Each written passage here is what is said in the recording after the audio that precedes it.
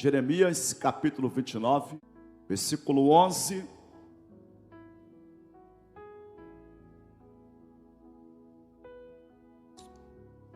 Vamos ler até o 14, amém? Quem encontrou, diga glória a Jesus. Porque eu bem sei os pensamentos que penso de vós, diz o Senhor. Pensamentos de paz e não de mal, para vos dar o fim que esperais. Então me invocareis e ireis, e orareis a mim, e eu vos ouvirei. Glória a Jesus. E buscar-me-eis e me achareis, quando me buscardes de todo o vosso coração. E serei achado de vós, diz o Senhor, e farei voltar os vossos cativos, e congregar-vos-ei de todas as nações, e de todos os lugares para onde vos lancei, diz o Senhor, e tornarei a trazer-vos ao lugar de onde vos transportei. Tome assento, queridos. Aleluia. O livro de Jeremias, o livro desse profeta Jeremias, ele registra a relação desse profeta com o povo de Israel. E Jeremias foi o profeta que profetizou quando o povo de Israel estava na sua própria terra. E digamos que o povo de Israel teve oportunidade de evitar o cativeiro. Quando você lê o livro de Jeremias, você percebe quantas exortações, quantas palavras proféticas ele ministrou para o povo, para que o povo se arrependesse, se voltasse para Deus, porque se o povo se arrependesse, eles seriam perdoados, e Deus os livraria do cativeiro. Mas esse povo desprezou, o povo de Israel, ele rejeitou a palavra profética. Aliás, eles maltrataram de Jeremias. Jeremias é conhecido como profeta chorão, um profeta cheio de compaixão, mas que a sua mensagem foi rejeitada. E ele chorava, não por ser rejeitado, mas por causa da pregação da palavra de Deus ser rejeitada, e como consequência veio o sofrimento. E esse profeta, interessante, esse profeta, ele teve a oportunidade de permanecer na terra de Israel, quando o povo foi levado como escravo para a Babilônia. Mas é impressionante esse profeta, ele decidiu ir com o povo, ele decidiu acompanhar o povo. Ele tinha a chance de não ir, mas ele resolveu ir, porque lá na Babilônia, quando o povo estava escravizado, distante da sua terra, ele profetizou, continuou profetizando para o povo. E essa palavra aqui que nós lemos, ele estava lá, junto com o povo. O versículo 10 fala assim, porque assim diz o Senhor, certamente que passados 70 anos na Babilônia, vos visitarei, e cumprirei sobre vós a minha boa palavra, tornando-vos a trazer a este lugar. Quem pode dar glória a Deus? Então, ele estava lá profetizando, 70 anos, amados. O povo de Israel ficou como escravo na Babilônia, e ali eles sentiram saudade, eles reconheceram o quão tolos eles foram, como eles foram insensatos, sendo rebeldes, desobedientes, e sofreram. Porque algo interessante, meus irmãos, algo muito interessante, é que Deus, ele corrige a quem ele ama. Deus, ele é pai, e como pai, ele corrige o filho a quem ele ama. Quem não é corrigido por Deus, é porque não é filho. é bastardo, não tem parte com Deus, mas os filhos de Deus são corrigidos pelo Senhor. Todo pai que ama, corrige os seus filhos. Filhos desgovernados, filhos que não são ensinados, não são corrigidos, são filhos que estão recebendo ódio do próprio pai. Não se engane, se teu pai faz tudo o que você quer, fala tudo o que te agrada, ou só o que te agrada, não te corrige, esse pai não está te amando corretamente. Porque o pai que ama verdadeiramente, ele não deixa que o seu filho ande desgovernado, ele corrige, amém, queridos? Então Deus, ele corrigiu o povo de Israel. O povo foi levado como escravo, como correção do Senhor. Mas Deus sempre prometeu que um dia eles iriam voltar. Deus é um Deus de promessa, amém, queridos? Ele é um Deus de propósito. E nesse período de Israel, tanto ali na terra de Israel, como na Babilônia, o profeta estava lá. E essa é uma das palavras que assim eu mais admiro aqui no livro de Jeremias. É que Deus fala para o povo: eu é que sei que pensamentos tenho acerca de vós. Deus, ele tem propósitos. Deus, ele tem planos para a tua vida. Diga: Deus tem planos maravilhosos para a minha vida. Essa é uma certeza que você deve cultivar todos os dias no teu coração. Deus tem planos para a minha vida. Você não está, querido, por acaso neste mundo. Você é produto, você foi gerado, antes de vir a esse mundo, você foi gerado no coração de Deus.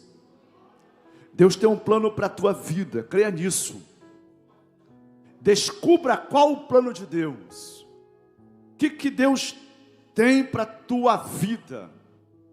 Quando você lê o Salmo 139, quando nós lemos esse Salmo, nós entendemos pela palavra que Deus, ele nos teceu, sabe, ele nos formou completamente.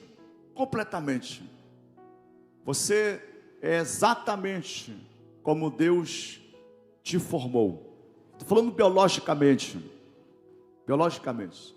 Teus pais, teu pai, tua mãe, você não escolheu. Foi Deus que escolheu. Nenhum filho escolhe de quem nascer. Embora alguns filhos, eles, às vezes, frustrados, decepcionados, desgostosos, eles desejariam ser filhos de outro pai.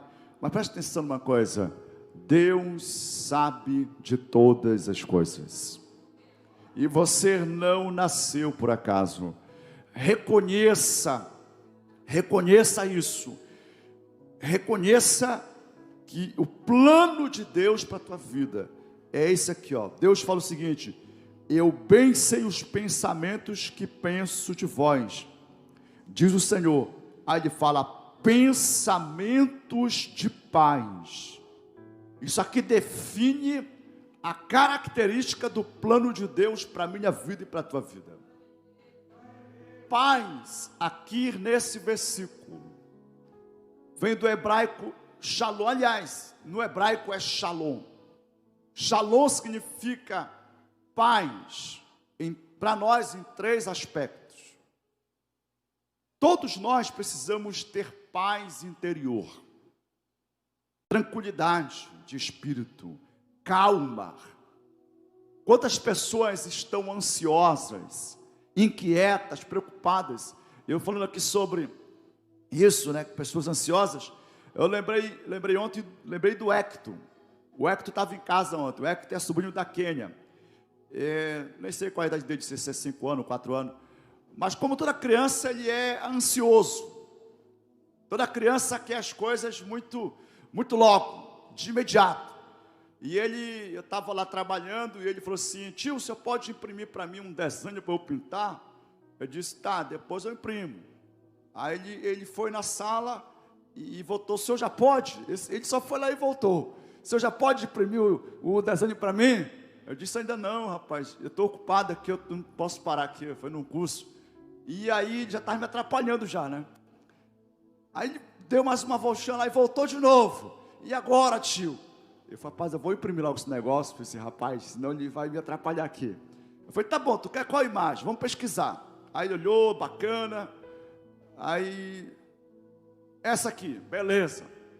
Então eu vou imprimir. Então leva um processo, né? Demora para colocar para imprimir e tal. E ele agoniado, querendo já tirar a folha. Eu falei, calma, rapaz. Calma, te acalma, tu está muito ansioso. E as coisas não funcionam assim como a gente quer, não. Tudo tem um tempo, falei para ele assim.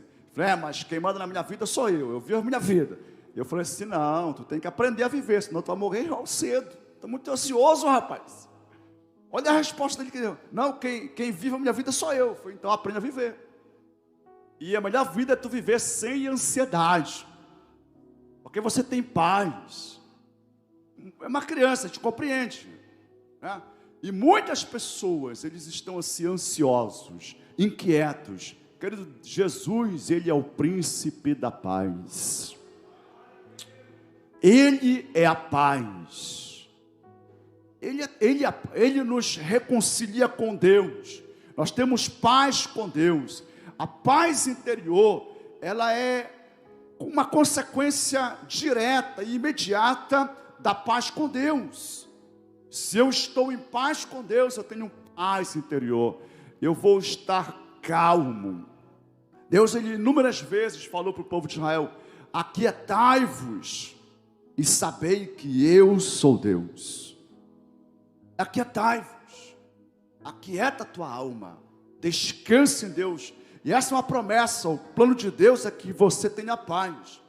E por que isso aqui é fundamental para todos nós entendermos? Porque a paz que o Espírito de Deus, Ele gera em nós, que a pessoa de Jesus produz em nós, não está relacionado, atrelado ao que acontece. É uma paz que excede todo entendimento. Paulo fala isso em Filipenses 4, que a paz de Cristo, a paz de Deus, guardará o vosso coração e a vossa mente em Cristo Jesus. E essa paz é o que você e eu recebemos quando cremos de todo o coração em Jesus Cristo. Quando você nasce de novo, Jesus, Ele passa a habitar em você. O Espírito Santo agora habita em você. E o fruto do Espírito é amor, paz, alegria. Então isso aí ninguém tira, nenhuma circunstância tira. Só o que pode impedir você de experimentar essa paz é se você quebrar a sua comunhão com Deus. Portanto, não quebre a sua comunhão com Deus. Tenha comunhão com Deus. E o que quebra a comunhão com Deus, pastor? Pecados não confessados. Porque todos pecamos. Mas quando confessamos, recebemos perdão e logo ficamos em paz novamente. Sentimos paz, amém, queridos? Não tem culpa, não tem acusação, não tem tormento, estamos em paz. E quando você tem paz, você tem ousadia, você tem coragem. Quando você está em paz, meu irmão, você é como um leão. Você é ousado, ou seja, você tem consciência limpa. Você entra e você sai, porque nada te acusa. Diga glória a Deus. Quantos querem mais dessa paz? Essa paz é Jesus, amado. Tenha comunhão com Jesus. Ore, fique tempo na presença de Jesus. Não se encha de coisas desse mundo.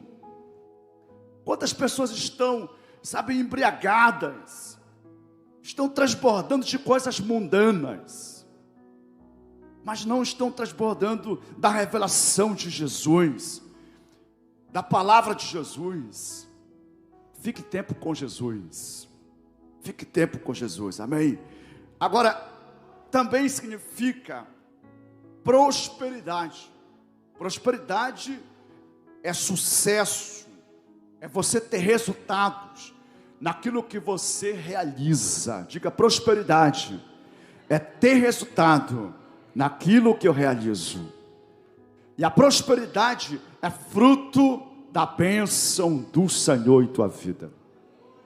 Eu preguei domingo sobre a diferença do trabalho sem Deus e do trabalho com Deus. Há uma bênção sobre o trabalho das nossas mãos, queridos. A palavra fala que tudo quanto você tocar vai prosperar. Como? Debaixo da bênção do Senhor. Porque quando eu tenho paz com Deus, eu estou em comunhão com Deus, eu sou guiado por Deus. Eu sou direcionado por Deus. E o que eu faço vai prosperar. E essa mentalidade precisa estar na igreja. Você precisa ter isso na sua consciência. Deus tem um plano de que você prospere. Por que a tua prosperidade é importante? Porque você é filho de Deus. E porque você é filho de Deus, Deus quer que como filho você seja próspero. Como filho de Deus, Deus quer que você seja bem-sucedido. Que você realmente seja uma bênção. Porque quando você é uma bênção, aonde você toca, também é abençoado. Quem chega perto de você acaba sendo também abençoado. Porque a bênção nunca se limita somente a você. Quando Deus te abençoa, Ele sempre está visando, através da tua vida, abençoar outras pessoas. Lucas capítulo 5 registra quando Jesus ele chega na praia e ali ele encontra Pedro, e Pedro estava, diz a palavra de Deus, limpando as redes. Porque naquele dia eles não tiveram sucesso, eles não tiveram êxito na pescaria. Jesus ele pede para Pedro permissão e ele sobe no barco de Pedro, e a multidão estava ali para ser ensinada. Jesus então começa a ensinar a multidão. Jesus prega a palavra e ensina os princípios do reino. E depois que a multidão foi instruída, abençoada, e aqui é uma coisa muito interessante, porque ele se vira para Pedro e fala: Pedro, faz o seguinte, agora, preste atenção, queridos, você sempre vai receber uma palavra de instrução, uma palavra profética, depois que você serve. Mesmo que ele estava ali, desmotivados, quem sabe preocupados, porque foi uma noite sem sucesso. A Bíblia só registra isso. Mas ninguém fica feliz se não tem resultado no que está fazendo. E eu não estou falando aqui de um homem que estava pescando por lazer, como muitos fazem. Pescando por diversão, ou para desestressar, né? Esse tipo de pesca, a pessoa vai lá, pesca, aí depois volta, joga de novo o peixe na água. Ele está só se divertindo. Não, ele estava pescando para ganhar o pão, era sobrevivência. Mas ele serve, ele foi voluntário, ele foi generoso, ele ouviu os ensinamentos de Jesus, ele viu as pessoas sendo abençoadas. E aí então, depois disso, Jesus vira e fala assim: faz o seguinte, vai para a parte mais profunda e lança a tua direita. E ele falou assim: Senhor, a noite toda nós pescamos e nada apanhamos, mas segundo a tua palavra eu lançarei as redes. E a Bíblia fala que ele lançou as redes e foi maravilhosa a pesca. Aliás, essa passagem é chamada de a pesca maravilhosa. E aí aconteceu um milagre, muitos peixes, e a Bíblia fala que ele estava quase indo a pique. Ele teve que chamar outros pescadores, outros barcos, por causa que quando a bênção vem na tua vida, amados, ela não vem só para você, ela vem para abençoar outras pessoas. A prosperidade na tua vida, ela vem para te abençoar e abençoar as pessoas perto de você. Aplauda Jesus e glorifica o seu nome. Aleluia. Quem está disposto a ser abençoado? Você está aqui para ser abençoado, queridos. Não é errado. Nós buscamos a Deus, somos filhos de Deus. Deus tem prazer na prosperidade dos seus servos. E você vai ver na Bíblia Sagrada que a prosperidade sempre fez parte do povo de Deus.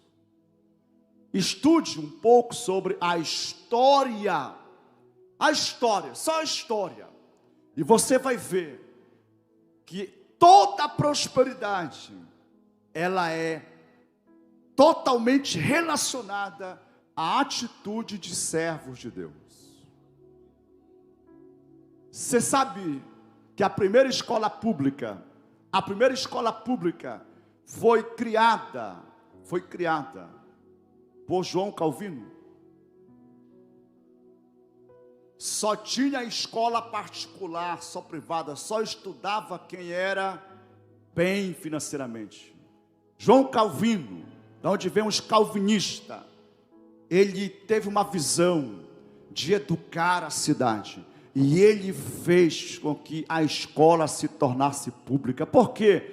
Por causa que a educação, o conhecimento, ele desata a pessoa para prosperar na vida. Estude um pouco nesse tempo. Você vai ver quantos benefícios. Os orfanatos. Sabe, trabalho que muda a vida das pessoas. O povo de Deus é o povo abençoado para prosperar, queridos. Aleluia. Mas a paz também não é só esses dois. Paz nos relacionamentos. Isso tem a ver com harmonia. Deus quer que a tua casa seja uma casa onde haja harmonia. A contenda, a discórdia, porfia, amados, dissensão, não é de Deus para a tua casa. Deus, Ele é um Deus de paz. É um Deus de paz. E Ele quer que os seus filhos tenham casas onde haja harmonia. A harmonia é fruto de uma maturidade, de marido, esposa, fruto de respeito, de amor, de consideração. E essa bênção é para nós. O plano de Deus é que você tenha paz, e paz abrange isso, que você tenha calma no seu coração, que você prospere naquilo que você faz, mas que você saiba se relacionar, e haja harmonia na tua casa, haja harmonia no teu ambiente de trabalho. Pensa numa coisa boa, é quando você está com uma equipe, ou trabalha numa equipe onde existe harmonia, respeito, cooperação, mutualidade, não só o sentimento, mas na prática, um ajudando o outro a ser bem sucedido naquilo que ele faz. Você como marido tem que ajudar a tua esposa, você como esposa tem que ser ajudadora. Aliás, a palavra idôneo significa ajudadora, e quando Deus constituiu ali o primeiro casal, ele falou: vou fazer uma esposa que lhe seja idônea, vou dar uma esposa que lhe seja idônea, ou seja, ajudadora. Então esse é o padrão de Deus, que haja ajuda mútua, sabe, valorização, valorize, os talentos, as habilidades, valorize tudo que há no teu cônjuge, e deixa Deus te usar para promover. Claro que algumas pessoas precisam ser curadas, libertas, precisam ser transformadas, e Jesus veio exatamente para isso. para mudar a vida de toda a pessoa. Por isso que a oração que você tem que fazer sempre é: salva a minha casa, Jesus. Entra na minha casa, opera a salvação. Sabe, você tem que ser prudente, diz a palavra de Deus, como a serpente, simples como a pomba. Então seja prudente, seja sábio, tenha sabedoria de Deus, porque a sabedoria de Deus na tua vida vai fazer de você uma pessoa que promove paz na tua casa. Jesus disse: bem-aventurado os pacificadores, porque eles serão chamados filhos de Deus. Olha, quem é chamado de filho de Deus? Os pacificadores.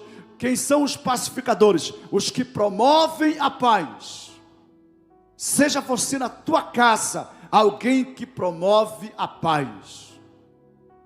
Não seja uma pessoa que promove discussão, que alimenta a contenda. Amados, passe por fraco, por mole, mas se cale. É melhor viver em paz. Deixa Deus trabalhar, diga glória a Jesus. Deixa Deus trabalhar na tua casa, irmãos. Não queira ganhar discussão, queira que a glória de Deus se manifeste na tua casa. Quantas pessoas ganham uma discussão, mas perdem o marido, perdem o esposo? Do que adianta ganhar discussão? Do que adianta você ganhar o argumento? Do que adianta você ficar com a razão? Ah, eu ganhei. Eu falei e ganhei. Sim, mas tu perdeu a pessoa. Que adianta? Importante é ganhar pessoas. O sábio ganha a alma, diga aleluia. O sábio ganha almas, amados. E diz a palavra de Deus que os lábios dos sábios a muitos apacentam, diga aleluias. Então seja alguém que apacenta, alguém que realmente cuida na tua casa, em nome de Jesus. Quem toma posse dessa palavra, amados? Que os teus lábios sejam lábios apacentadores, que da tua boca jorre sabedoria, em nome de Jesus.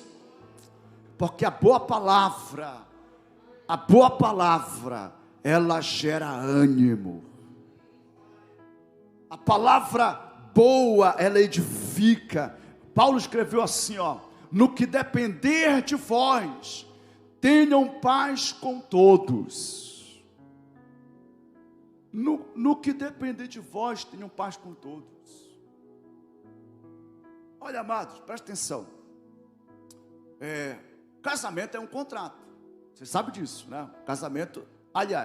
Casamento secular. Casamento bíblico é uma aliança. Mas o casamento secular é um contrato. Você vai no cartório. Quem já casou aqui? Quem é casado? Você vai no cartório e te pergunta que tipo de casamento é. Aí o que eles querem saber? Se você quer o comunhão total, o comunhão parcial. Aí tem um monte, até esqueci mais como é. Mas o mais conhecido é o total e o parcial. A maioria fala: eu quero comunhão parcial. Porque se houver uma separação, ou seja, o que a pessoa tinha até o casamento, não entra no negócio. Só é a partir do que conquistou do casamento para frente. É assim, não é? Estou certo? É assim que funciona aí. Então, quer dizer, o próprio casamento, ele já prevê uma separação. É um contrato. Biblicamente é uma aliança. Mas secularmente é um contrato. Agora, todo contrato, ele é intimidador. Todo contrato. Eu não gosto de contrato. Eu sei que nos nossos dias a gente tem que tomar cuidado com os negócios, tem que ter contrato. Mas tem uns contratos que metem medo. Por exemplo, agora tem um tal do fidelidade, né? É o fidelidade. Agora a GBS Net entrou também nesse negócio. Aí eles te dão a instalação grátis, mas tu tem que ficar 1 ano com ele. Aí se tu quebrar uma da cláusula, aí tu tem que pagar multa. Eu já quebrei contrato, eu preferi pagar multa, porque o negócio ruim é ficar preso, meu irmão. É intimidador. Por que eu estou falando isso aqui, queridos? Porque tem pessoas que Quando alguém falha no contrato, aí começa um processo. Processa amigo, processa parente. É uma coisa horrível, mas irmãos levando o irmão para a justiça. Eu já acompanhei casos assim que eu fiquei sem saber como orar. Pastor, ore por mim, porque eu tô numa causa na justiça, e quando eu fui ver, briga entre irmãos, eu falei, agora, como é que eu vou orar, Jesus? Como é que eu vou orar? São irmãos. Eu já acompanhei vários casos aqui na igreja, não foi só um não, vários casos, briga de irmãos, e meu Jesus, aí ganha, só que fica uma rincha, né? Uma mágoa, uma raiva o tempo todo. Jesus, ele fala o seguinte: vai ter com teu irmão, somente tu e ele, repreende ele, se ele se arrepender, ganhar-te o teu irmão. O objetivo sempre é ganhar a pessoa, não é distanciar, afastar. Então Paulo fala o seguinte: no que depender de vocês, tenham paz com todos. Queridos, quem crer que Deus é quem abençoa. Muitos de vocês não sabem da história da igreja aqui. Muitos de vocês. Eu falava rapidamente porque eu lembrei aqui e nós vamos orar. Nós éramos um grupo pequeno.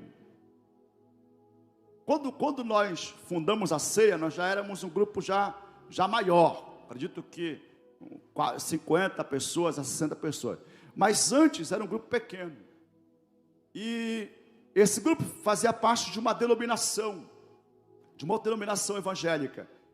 Mas por causa da renovação espiritual, por causa das doutrinas que eu comecei a ensinar, porque eu sempre fui pentecostal, eclético, mas pentecostal, tá?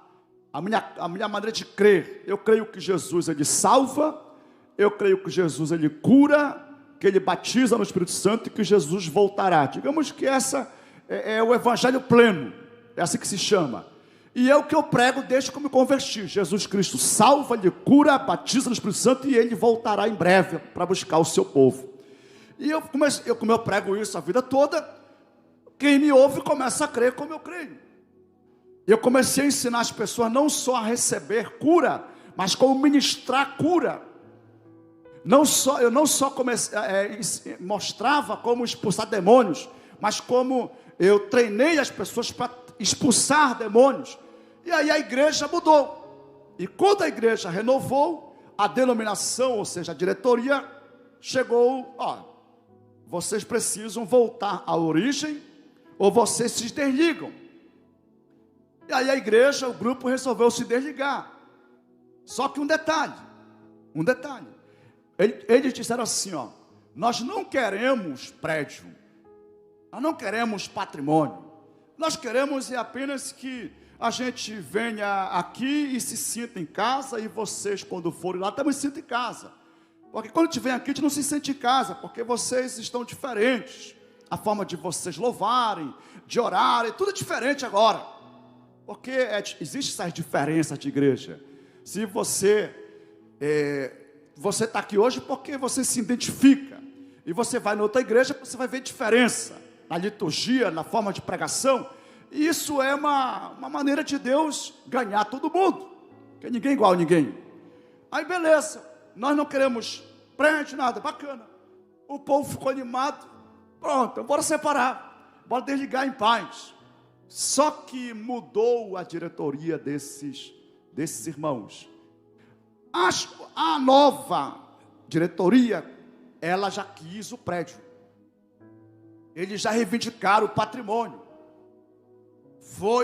Eu passei uma tarde, acho que era 3 da tarde, e se estendeu até umas 9 da noite, e haja conversar, até que eu lembrei, já quase 8 horas, eu lembrei que um dos membros diretores disse para nós, quando nós fomos conversar, eu disse, olha, a gente só fez um plano aqui E estamos desenvolvendo porque nos deram uma palavra.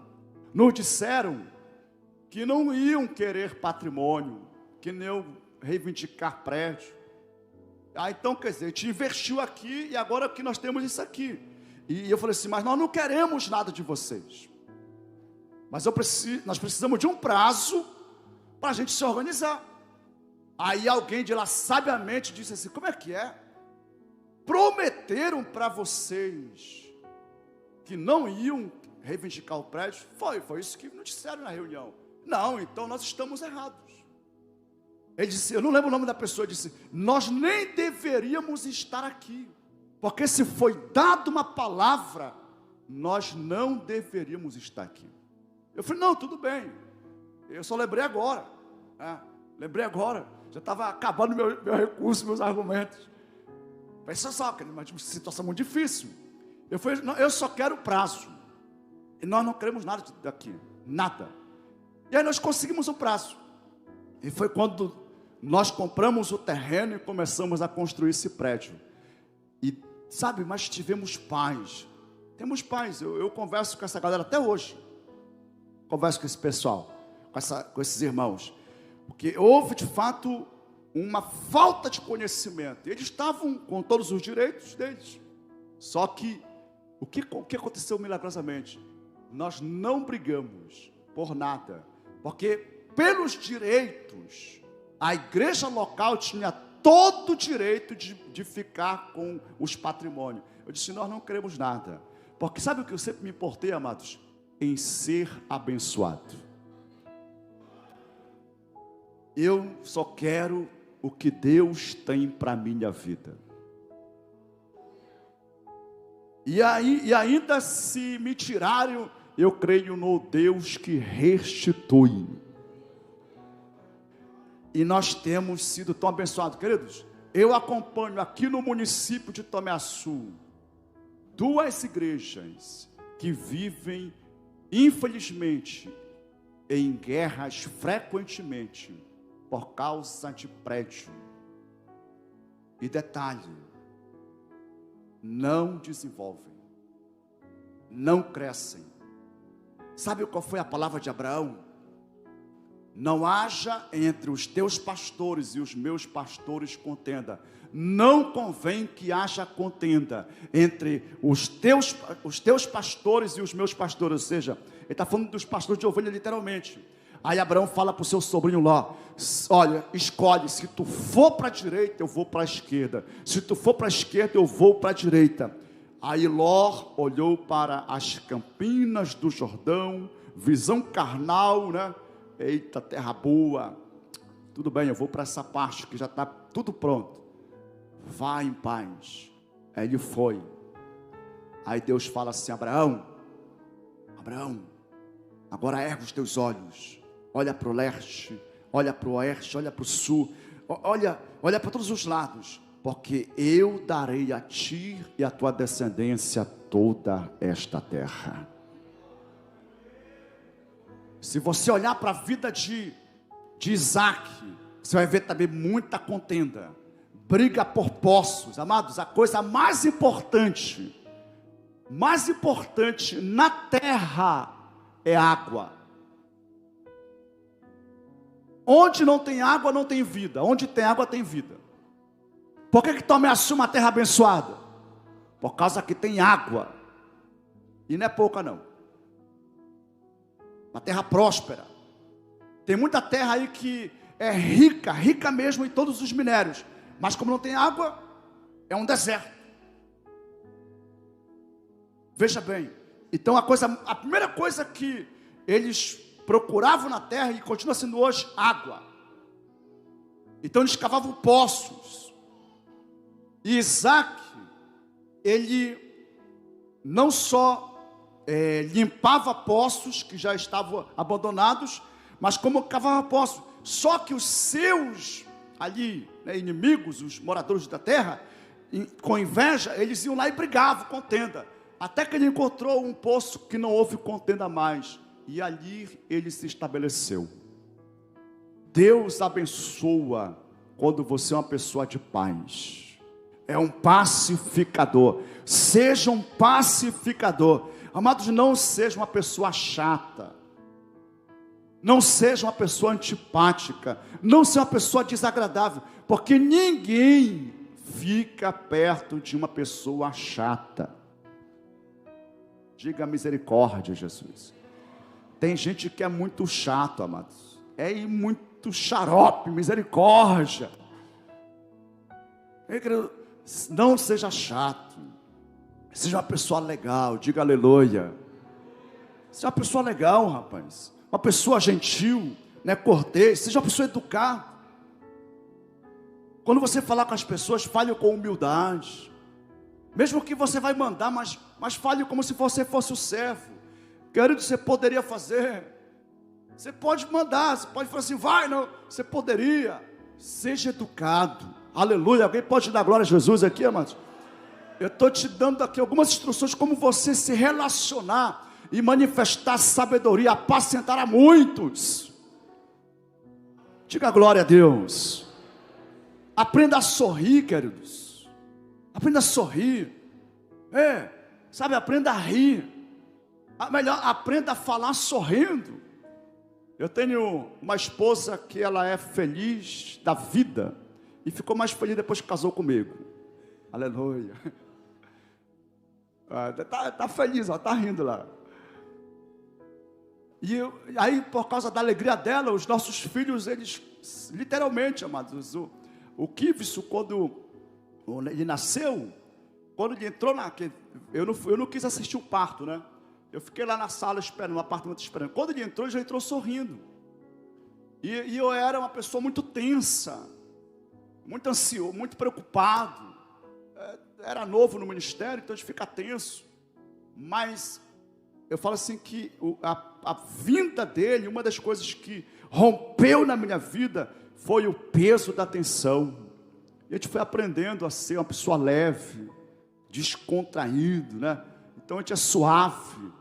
Minha casa é uma casa de paz, amados. Minha casa é uma casa alegre. A gente se diverte até com os nossos erros, né? A hora da comida é uma hora abençoada. Glória a Deus, amados. Quem recebe essa palavra, amados? Você está sendo um xarope? Para de ser xarope, rapaz. Para de ser chato. É ser uma pessoa legal, prestativo. Você não vai ficar aleijado pegando água na geladeira para o teu marido que está assistindo futebol. Deus fala, eu vou ser achado por vocês e eu farei mudar a vossa sorte. Eu creio que hoje o Senhor está mudando a sorte de alguém aqui nessa noite. Alguém hoje aqui está tendo a sua sorte transformada e nunca mais vai ser a mesma coisa em nome de Jesus. Aleluia. Levante a sua mão para adorar a Deus. Aleluia. Aleluia. Começa a